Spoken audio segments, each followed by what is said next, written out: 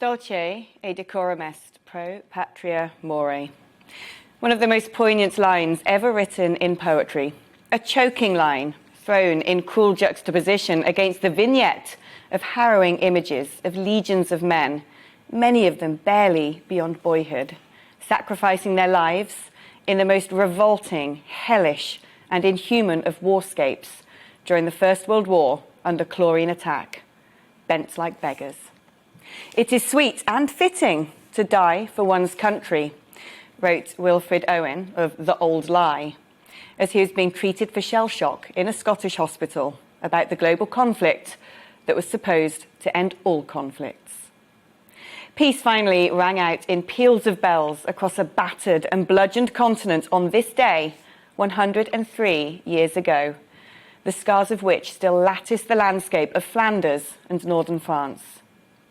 Yet the peace was short-lived, and the UK, as many other countries across the globe, has continued to engage in fighting at home and abroad. Today, we must all have relatives whose lives have been taken in conflict. For me, my great-grandfather, there he is, Erwin Wilcox, service number 47169, a gunner in the Royal Artillery, died more than a decade younger than I am now. His grave, a white headstone, alongside 1,724 others in the Cimetière Philosophe in Mazengarbe, France, laid out in rows in a field where the locals still tend the fallen heroes.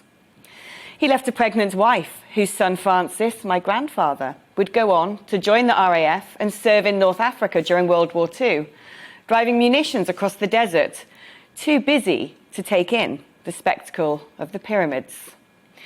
There he is, my grandfather, Francis Wilcox. Frank's wife, Iris, my beloved grandmother, with enormous needles clenched between her teeth, sewed the canvas wings on the earliest aircraft of the Second World War at the Gloucester factory.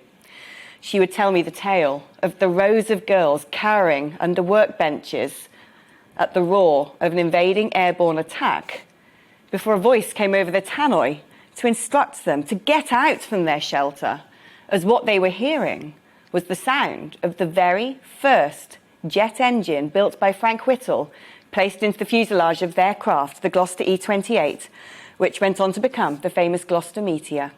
How they cried and cheered and banged their tools on their desks with jubilation and pride.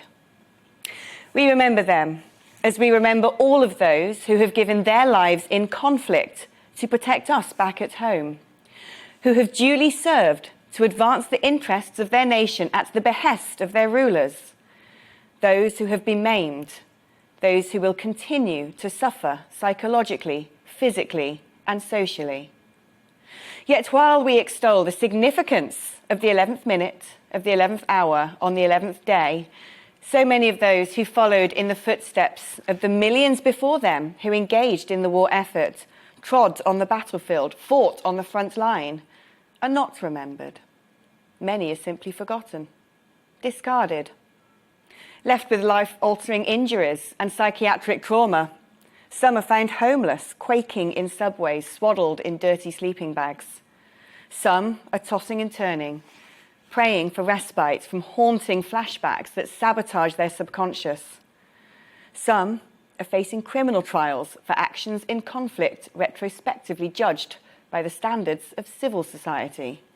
Some must live the rest of their lives debilitated and dependent on those who depended upon them. Today, on Armistice Day, we really need to talk about our veterans.